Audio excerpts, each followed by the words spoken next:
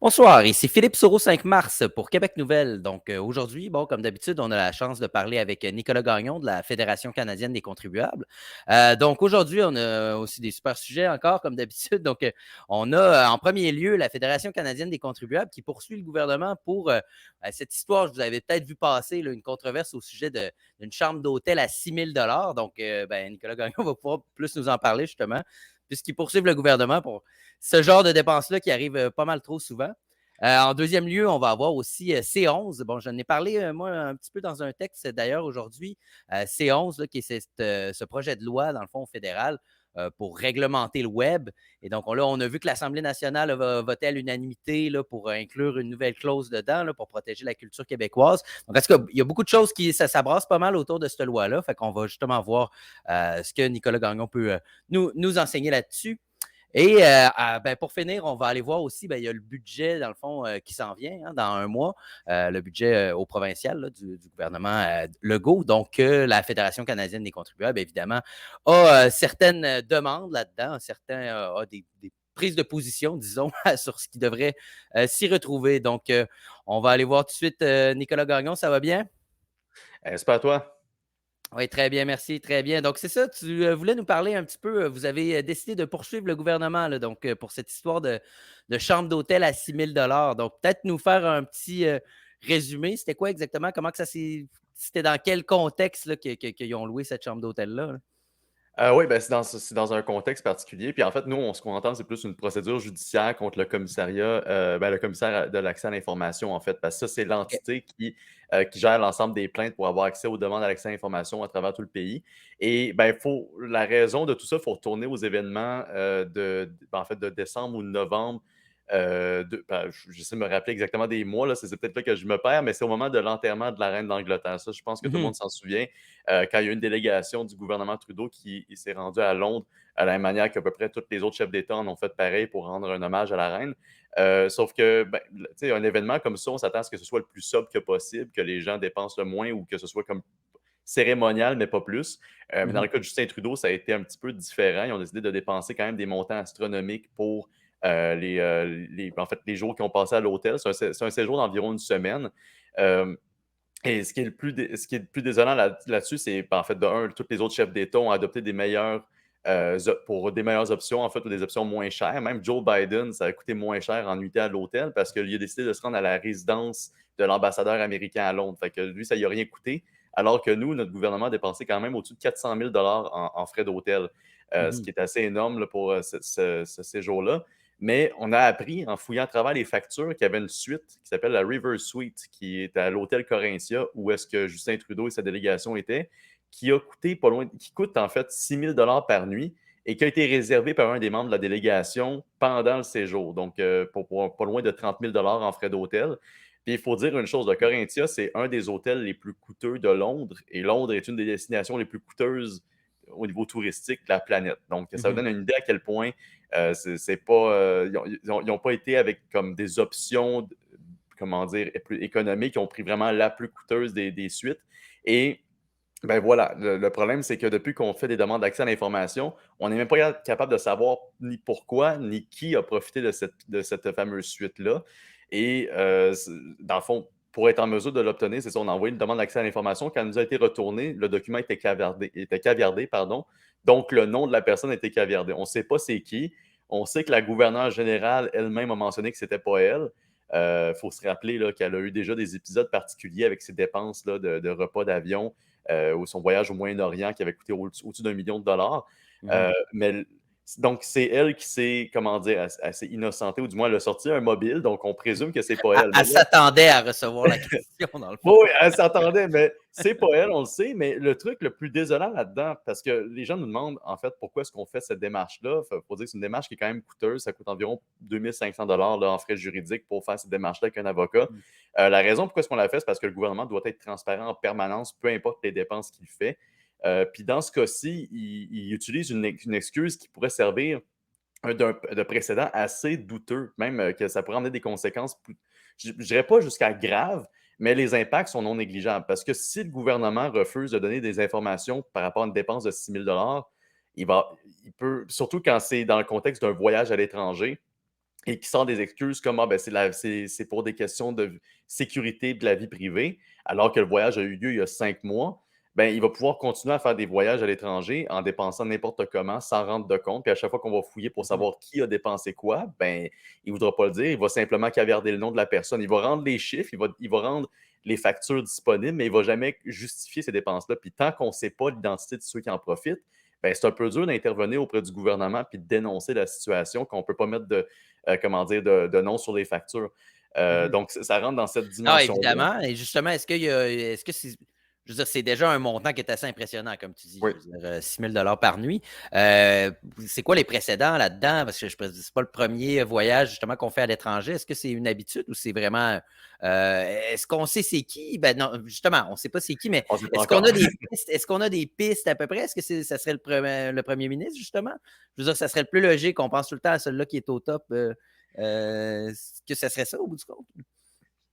On pourrait présumer que c'est lui. Pour l'instant, pour la question juridique, ben pour s'assurer de respecter la procédure judiciaire, on va éviter de pointer du doigt qui que ce Mhm. soit pour Ben, s'assurer à évidemment, ce oui. que ça porte fruit.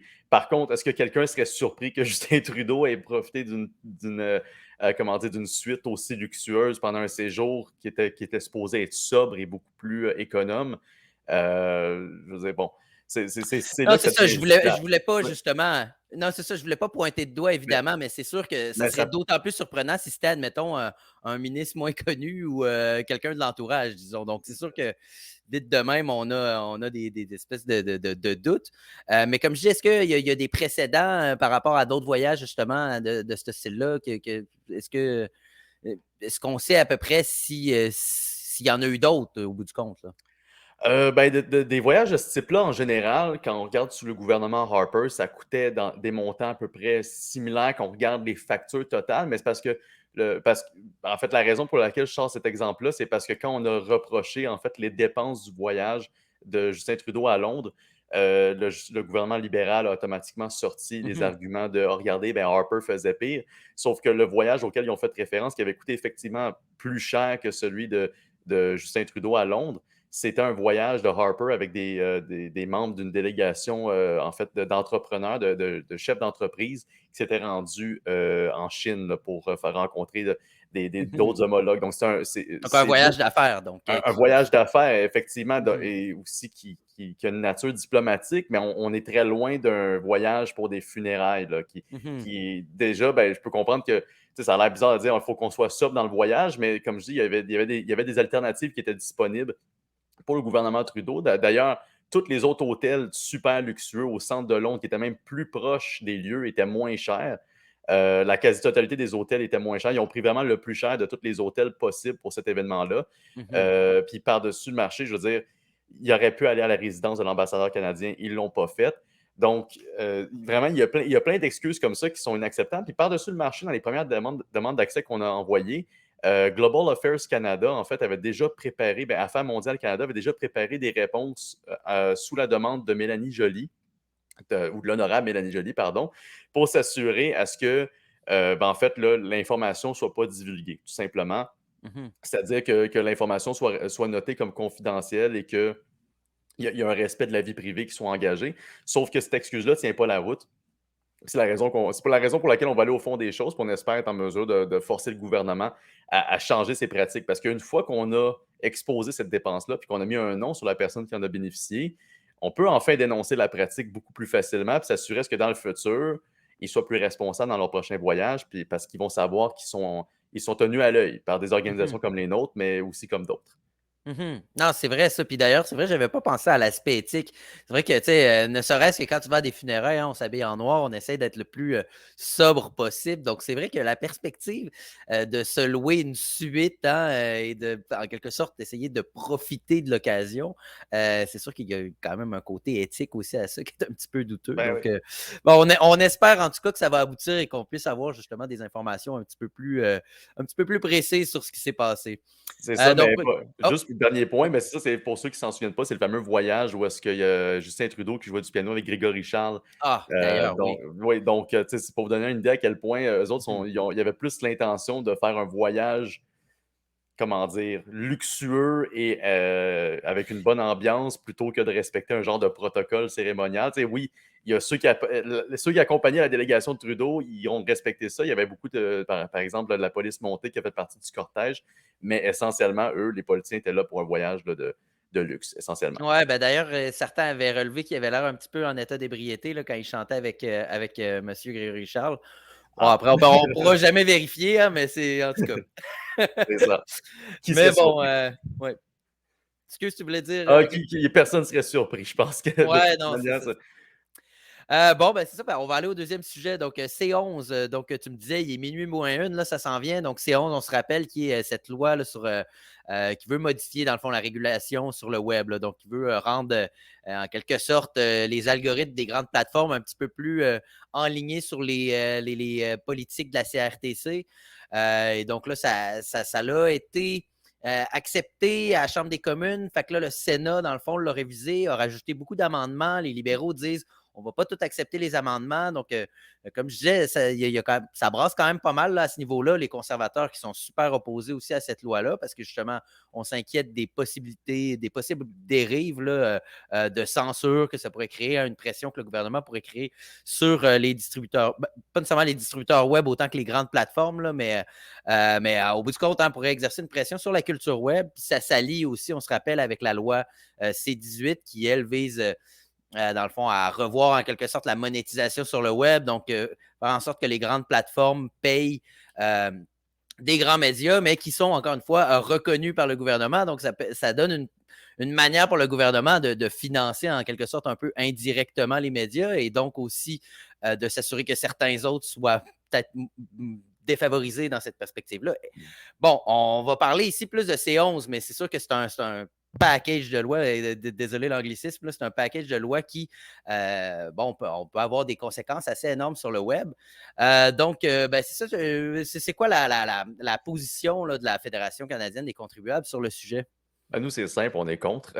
Je veux OK. dire, nous c'est ni C11, ni la version amendée par le Sénat, Mhm. ni C10, la version ancestrale de l'ancêtre de C11. Bref, tous ces projets de loi-là qui permettraient au gouvernement de réglementer le contenu numérique qu'on partage ou qu'on visionne. Parce qu'on parle du contenu autant que sur les médias sociaux que le contenu en streaming sur les différentes plateformes là, comme bon, Netflix, Amazon Prime et compagnie. Mhm. Mais bref, nous, on est totalement contre cet interventionnisme de l'État-là. On n'a pas de besoin, tout allait bien avant, puis tout pourrait continuer à bien aller. Puis cette transition qui est revendiquée par plusieurs médias, parce qu'il faut comprendre qu'il y a beaucoup de médias et beaucoup je veux dire, de groupes d'artistes qui font pression pour l'application de cette loi-là parce qu'ils Mhm. veulent protéger leur secteur d'activité, ils veulent protéger leurs emplois, ce qui peut être un réflexe qu'on comprend dans une certaine perspective parce qu'on fait quand même, on est dans une quatrième révolution industrielle, il y a des très gros changements qui s'opèrent au niveau de la transition numérique. Euh, donc, on comprend qu'il y a quand même cette problématique-là qui rejoint certains groupes, mais il ne faut pas. Il faut plutôt quand même y aller avec une mesure ou des mesures qui vont inciter la création artistique ou qui vont appuyer plutôt les créateurs de contenu plutôt que de se tourner vers des mécanismes de régulation comme le CRTC pour qu'ils définissent ce qui est canadien et ce qui ne l'est pas. Puis ça, c'est l'affaire Mhm. la plus grave du projet de loi C11. C'est qu'un des amendements qui fait partie de la loi déposée par Pablo Rodriguez, là, qui pilote le projet de loi pour les libéraux, qui implique que le CRTC pourrait jouer sur ces paramètres-là. Le truc, c'est que depuis quand même plusieurs mois, on le sait, le gouvernement de Trudeau essaye de se distancer en disant non, non, c'est pas vrai, le CRTC ne va pas amener de modifications à ça, ne va pas essayer de réglementer ce que vous consultez, sauf que le CRTC lui-même au Sénat a dit le contraire. Ils ont dit non, non, Mhm. effectivement, on prend en note que le projet de loi C11 tel que proposé présentement donnerait une forte latitude au CRTC pour opérer sur le contenu en ligne. Donc, euh, bref, c'est une problématique grave. Puis ce qui est important, c'est qu'il y a autant des créateurs de contenu que même des sénateurs indépendants nommés par Trudeau qui s'opposent là, à ce projet de loi-là, donc, ou qui demandent des amendements sérieux qui empêcheraient le CRTC d'opérer et comment dire, de contrôler ce qu'on consulte en ligne. Sauf que, voilà, minuit moins une, pour plusieurs raisons. La première, c'est que le projet de loi pourrait être voté soit la semaine prochaine ou au plus tard au début mars. Et deuxième chose, c'est qu'on parle des amendements qui ont été soumis par le Sénat. C'est des amendements qui sont intéressants parce que, comme je dis, ils retirent les pires aspects de la loi. Sauf qu'il faut rappeler une chose à tout le monde pour le Sénat, il ne sert ben, du moins pas qui sert à rien, mais ces amendements n'ont aucune valeur légale. C'est-à-dire que le gouvernement Trudeau n'est même pas obligé d'écouter un seul mot de ce qui a été prononcé par les sénateurs ou dans leurs recommandations ou dans leurs amendements proposés. Il n'y a rien de ça qui tient pour l'instant sur autre chose que de l'espoir. Puis cet espoir-là, peut-être que ça pourrait arriver parce que, ben, il faut dire une chose, le gouvernement Trudeau est minoritaire. Il dépend donc de Jack Meeting, de Blanchette et de Poilievre et peut-être même Elisabeth May, là, si on peut la considérer là-dedans, pour faire passer ces projets de loi. Jack Meeting, il y a des fortes chances que dans la mouture actuelle de la loi, modifiée ou pas, il l'appuie. Ça, c'est ce qui serait le plus dérangeant parce que ça ne serait pas surprenant, mais ça serait. On sait que son parti a des réticences par rapport à certains mécanismes, comme l'amendement que le CRTC, qui donne le pouvoir au CRTC de réglementer le contenu. Donc, on ose espérer qu'il va y avoir un revirement de situation, mais je ne pense pas que c'est là que ça va s'opérer. Là où est-ce qu'il faut garder les yeux rivés, c'est vraiment sur ce qui s'est passé à l'Assemblée nationale récemment. Il y a une Exactement, motion oui. qui a été, comme tu l'as mentionné, qui a été votée par l'ensemble des députés, en fait la totalité des députés à l'Assemblée, pour demander à ce que le projet de loi C11 soit modifié en considérant les amendements et aussi en considérant le contexte culturel du Québec. Parce que si on parle de la culture numérique des créateurs de contenu canadiens, bien, il y a aussi la spécificité québécoise, la langue française, qu'il faut qu'elle soit, comment dire, prise en considération dans la loi et ça ne semble pas être le cas. Et je pense que le gouvernement Legault vient d'en prendre compte. Ce qui est assez ironique, parce qu'en 2021, il faut se rappeler que l'Assemblée nationale avait voté à l'unanimité pour appuyer le projet de loi C10, qui était exactement identique à C11 avant les modifications d'amendements du Sénat qui ont été récemment proposés. Donc, c'est un virement de situation qui est assez particulier, qui s'est opéré en dedans d'à peu près un an tout au plus. Mais on espère que ça va tenir la route et ben, ça nous amène, si l'Assemblée nationale propose une telle chose, ben, le Bloc québécois n'a pas le choix, lui aussi, d'agir en conséquence. Le Bloc québécois est le représentant, quelque part, de l'Assemblée nationale et donc la nation québécoise. Donc, il n'y aura pas le choix de dire à Justin Trudeau, nous, on vote seulement pour ton projet de loi s'il prend en considération les amendements et les craintes de l'Assemblée nationale. Sinon, on n'embarque pas. Et donc, ça mettrait le Bloc du côté du Parti conservateur du Canada, qu'on sait qui est déjà opposé à la loi depuis le début.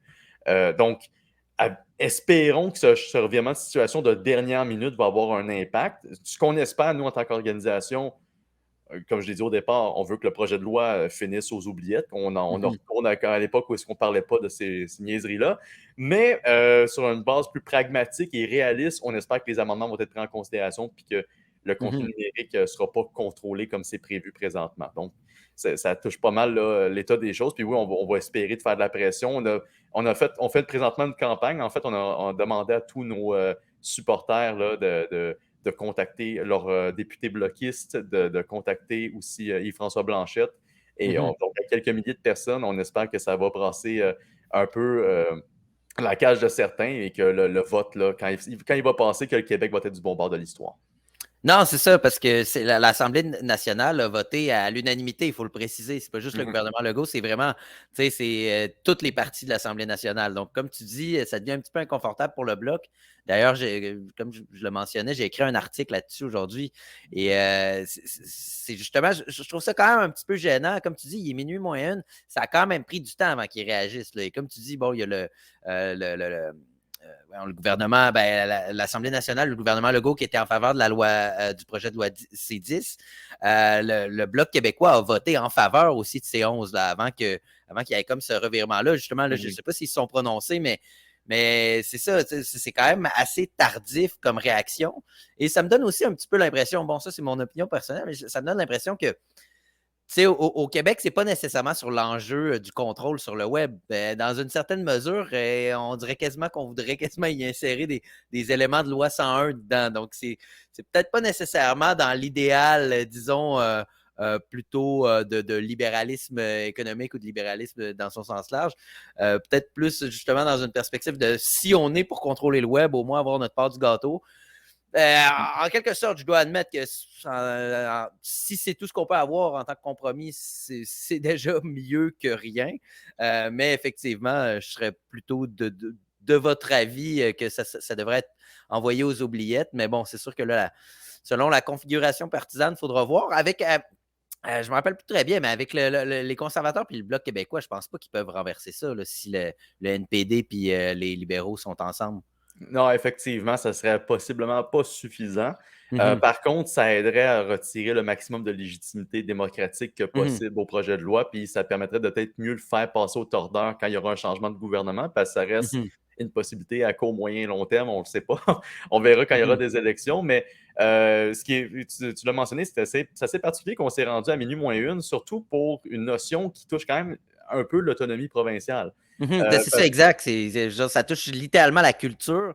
La culture est, on le sait, de plus en plus sur Internet. Donc, je veux dire, c'est en plein dans les enjeux, en quelque sorte, un peu d'identité quand tu y penses. Là. Puis c'est drôle que ça a pris autant de temps. Là. Ce que je t'ai coupé, mais non, ben, c'est c'est ça. exactement ça. Puis la culture québécoise rentre en ligne de compte. On a beaucoup ce discours-là, tant dans les médias que dans les sphères politiques, où est-ce qu'on parle de protéger la culture québécoise, de Mhm, la rendre plus forte, puis de parler plus le français, etc. Puis après ça, on a un projet de loi qui est mis en place par le gouvernement fédéral, puis qui donnerait carrément, d'une certaine manière, les clés de l'Internet québécois au CRTC, mhm, à une organisation qui va décider d'une certaine manière, et de manière, en fait, je dirais arbitraire, ce qui est canadien, ce qui ne l'est pas dans le contenu qui va circuler, donc ce qui pourrait être donc les publicités ou la visibilité de certaines organisations à but non lucratif.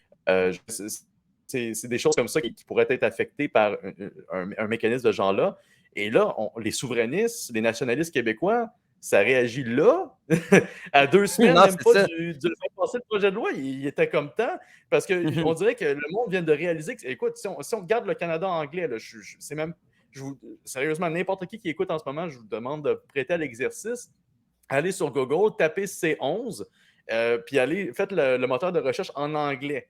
Et vous allez mhm, voir, si on tourne en arrière, vous allez trouver des articles et des articles et des articles qui en parlent à toutes les semaines ou presque, des textes d'opinion, des experts, des vidéos au Sénat de personnes qui ont passé des coalitions qui sont faites. Dans les médias anglophones, ça fait 1 an, si pas plus, qu'on entend parler parce qu'il y avait beaucoup de branle-bas de combat contre C10. Et là, mhm, C11, ça a continué parce que c'est le même projet de loi. Donc, les groupes se sont juste remobilisés pour C11. Et pendant tout ce temps-là, il ne s'est rien passé. Au Québec, on a exact. carrément passé à côté du débat.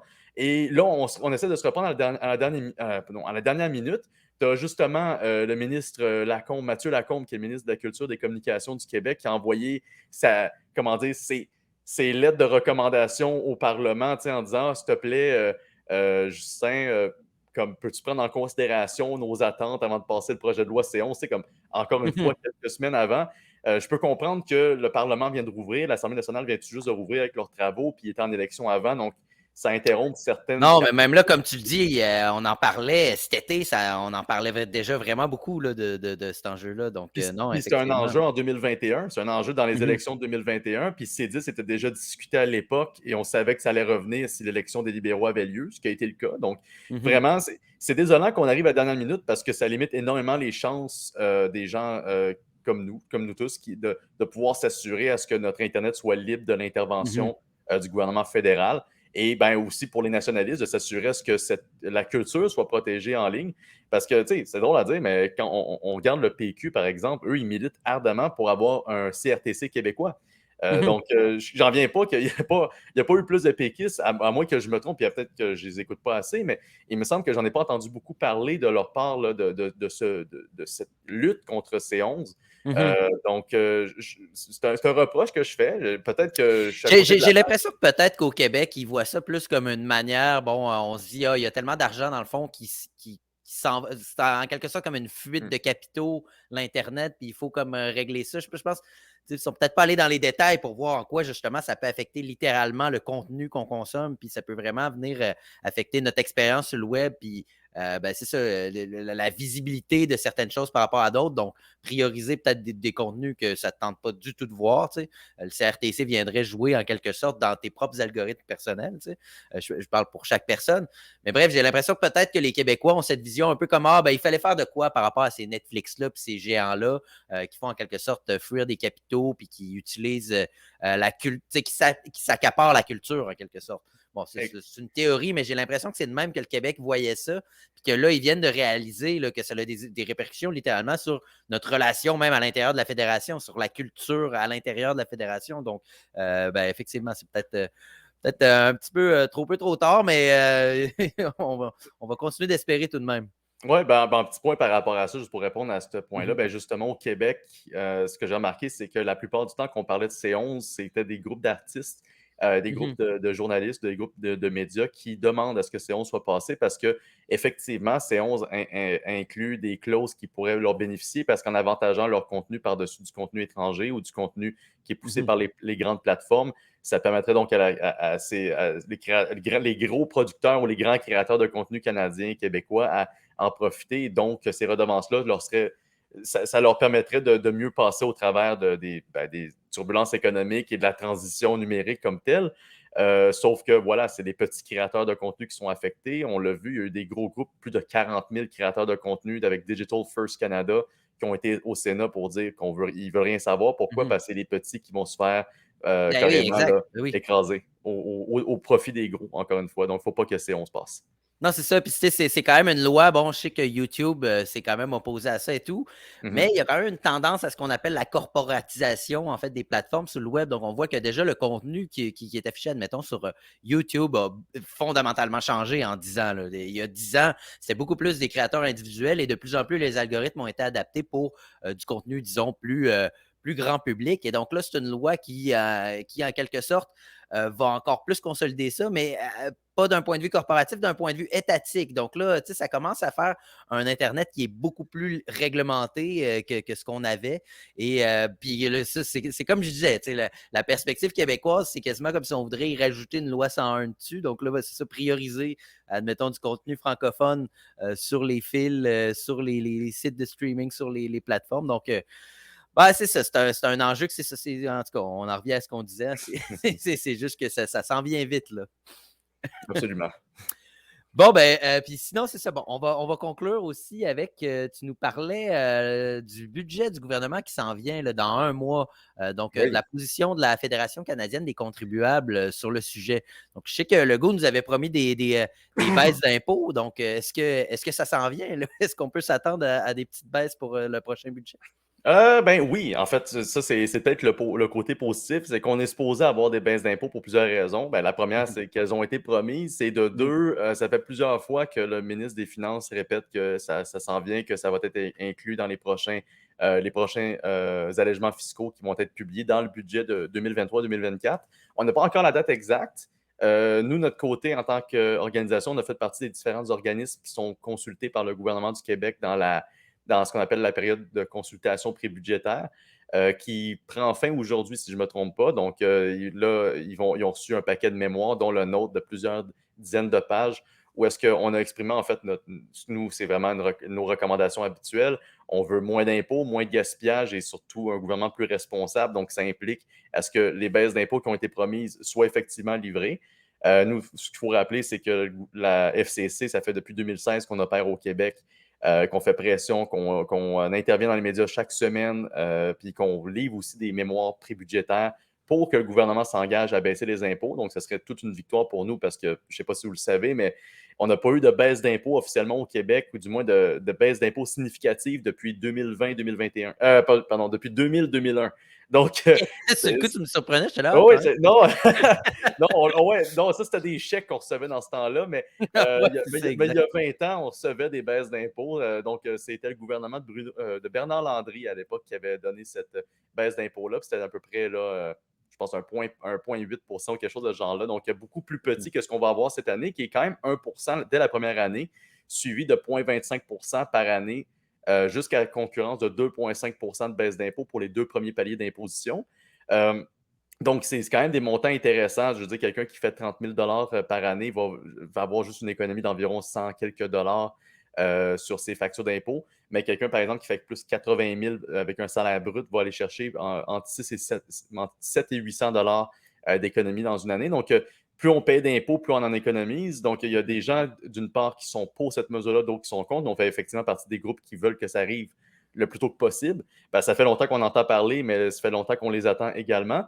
Donc, les baisses d'impôts, pourquoi est-ce qu'on les a répétées? Parce qu'on c'est ce qu'on fait depuis toujours. Mais la deuxième raison, c'est parce qu'il y a des groupes qui ne veulent pas que ces baisses d'impôts-là arrivent. Il y a les centrales syndicales, CSN et le FTQ qui s'opposent à ces baisses d'impôts-là. Et en plus, on a une lettre ouverte qui a été déposée aujourd'hui par 53 économistes, dont Simon Pépin-Tremblay là, et plusieurs autres économistes, plus on pourrait associer à l'IRIS en fait, qui se sont unis pour signer une lettre dans la presse et dire on ne veut pas de baisse d'impôts, ça va affecter la population québécoise. Et leur argument, c'est de dire que ben, en baissant les impôts, c'est les services publics qui vont écoper et la priorité devrait être d'investir davantage tout en misant sur la transition écologique donc, ou énergétique. Bref, on tombe un peu dans le jargon auquel on est habitué.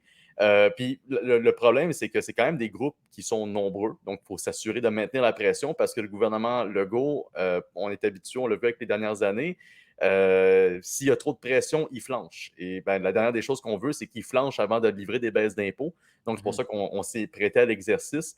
Et c'est pour ça que je pense que c'est important de répéter qu'il faut que les Québécois restent mobilisés et gardent leur gouvernement à l'œil parce que les baisses d'impôts, il ne faut pas les prendre pour acquises non plus. On en parle et on en parle, mais les groupes commencent à s'activer puis ils vont trouver toutes les raisons possibles. Puis, comme je vous dis, la transition écologique ou énergétique est elle-même utilisée comme argument. Et là où l'argumentaire, en fait, de ces groupes-là s'effondre complètement, c'est parce que la base de leur argument, c'est de dire s'il y a moins d'impôts, donc il y a moins de revenus pour l'État. Et donc, moins de revenus pour l'État, il est plus capable de dépenser. Ce qui n'est pas le cas du tout, parce que le gouvernement Legault n'a jamais promis de réduire les dépenses et a quand même des revenus qui augmentent drastiquement. Je veux dire, grâce à l'inflation, en bonne partie. Il faut dire que l'inflation aide beaucoup le gouvernement, ainsi que ces sociétés d'État qui aident le gouvernement, comme Hydro-Québec. A fait juste dans le dernier trimestre, ils ont fait un profit record de plus de 400 millions par rapport au même trimestre l'an dernier. Je veux dire, donc, ça donne une idée à quel point les revenus du gouvernement ne sont pas en diminution et qu'il a les capacités, en fait, de revenir sur ces dépenses. Puis parmi les dépenses qu'on a notées dans notre mémoire qui étaient les plus lourdes et qui méritent une révision rapide, ben je pense assez évident, c'est le nombre de fonctionnaires qu'on a au Québec. Parce qu'on a remarqué en fait que la masse salariale, donc en termes de dépenses, ce que représente l'ensemble des salaires payés en équivalent temps complet par le gouvernement du Québec, a augmenté de 7 milliards depuis le niveau pré-pandémique. Donc, 7 milliards pour engager presque 30 de cette main-d'œuvre-là, qui représente pas loin de 60 000 fonctionnaires, c'est quasiment 45 des bureaucrates. Donc, ça donne une idée, la bureaucratie, elle a explosé sous Legault. La lourdeur en fait, réglementaire a explosé. Les dépenses dans le fonctionnariat ont augmenté énormément. Et après ça, on se fait dire par ceux qui ont profité de ces dépenses-là, donc les mêmes fonctionnaires, non, il ne faut pas baisser les impôts. Donc, vous comprenez qu'on se bat contre une machine à peu près qui est prête à conserver ses acquis coûte que coûte, quitte à faire mentir un gouvernement sur ses engagements électoraux. Donc, c'est pour ça qu'on s'est mobilisé et qu'on va le rester jusqu'à ce que le budget soit publié. Ben non, c'est ça. Puis en plus, il me semble que ça serait plus logique et plus en phase avec ce que la CAQ avait promis, pas juste dans la dernière élection, mais je me rappelle, moi, quand la CAQ avait été fondée, puis dans les premières années, hein, le message principal, c'était on va faire le ménage. Hein, il parlait même on va passer le balai. Il y avait plein de manières très imagées d'en parler, mais essentiellement, la CAQ se vendait en disant nous, on est le parti qui va vraiment faire un ménage là, de fond en comble. Puis on dirait que c'est pas la seule chose. Là. La CAQ, on dirait que tous ses engagements initiaux est revenu contre et elle est devenue le complet opposé de ce qu'elle avait promis. Et donc, bref, je ne veux pas m'étendre, là, mais il y a sur l'exploitation des hydrocarbures, puis là, maintenant, c'est rendu qu'elle nous fait juste des politiques complètement écologistes hein, de la transition équitable et tout. Mais c'est ça, pour revenir plus vers les dépenses, ben effectivement, c'est ça. C'est sûr que la machine elle-même, elle va essayer de se défendre, hein, elle va essayer de garder ses emplois.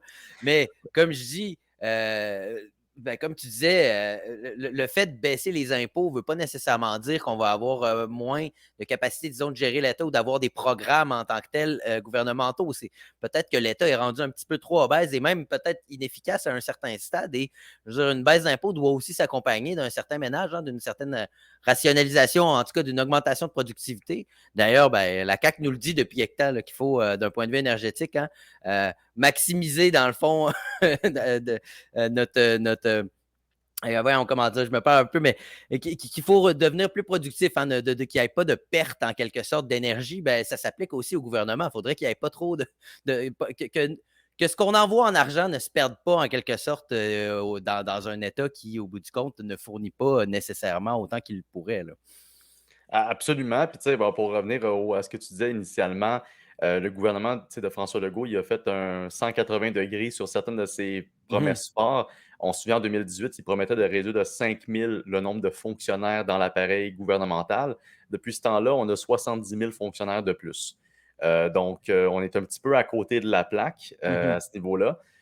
Donc, nous, c'est ça, on a réitéré notre recommandation de revenir carrément à un niveau pré-pandémique pour les effectifs gouvernementaux, donc de réduire ça d'au moins 50 000, ce mhm, qui, je pense, est faisable, mais ça va demander toute une, comment dire, vraiment du courage et de l'audace, comme aimait le dire François Legault en 2018 au visage de Philippe Couillard, là, pour dire que lui, il allait se battre contre les syndicats. mhm, Malheureusement, c'est pas ça qui s'en vient. En fait, j'aimerais ça que François Legault se batte avec les syndicats, pas parce que je veux nécessairement qu'il y ait un affrontement, mais parce que j'aimerais ça au moins qu'il nous démontre que finalement, il est resté proche de ses engagements initiaux, puis que finalement, il va revenir à ce qu'il a mis au pouvoir. En fait, on voyait en lui mhm, un gestionnaire habile qui allait faire le ménage, rendre l'appareil plus lourd, plus efficace, puis que ce soit aussi bon pour le système de santé que le système d'éducation. Ben, finalement, pour revenir à ce que j'avais sorti tantôt pour les chiffres des fonctionnaires, ben, s'il y a bien deux secteurs qui ont été privés d'effectifs suffisants, en fait, au cours des dernières années, et ce, malgré la pandémie, c'est le système de santé et le système mhm, d'éducation, mais on a grossi l'appareil gouvernemental en arrière comme ça n'a pas de sens. mhm. Donc, effectivement, il va falloir qu'il y ait quelqu'un à l'Assemblée nationale qui se réveille et qui répète peut-être à François, qui rappelle à François Legault qu'il a pris des engagements en 2018 puis qu'il a pas mal changé de direction depuis ce temps-là. Puis bon, Mhm. on fait partie des groupes qui essaient de réveiller le gouvernement, mais bon, on comprend que ça va être très dur de procéder. Puis, tu sais, juste revenir à la fameuse proposition qu'on fait de réduire au niveau pré-pandémique, 50 000 fonctionnaires, on sait que ça ne se fait pas du jour au lendemain. Mais François Legault, il n'a même pas besoin de courage pour mettre en place cette mesure-là pour plusieurs raisons. C'est qu'on a un creux démographique assez important qui est en train de se creuser davantage.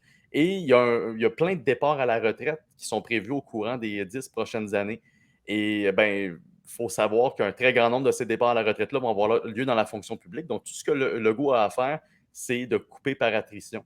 Il n'a même pas besoin de les renvoyer. Il les laisse Mhm. partir et il ferme les postes après ça. Et il restructure l'organisation pour la Mhm. rendre C'est plus vrai, ouais. efficace.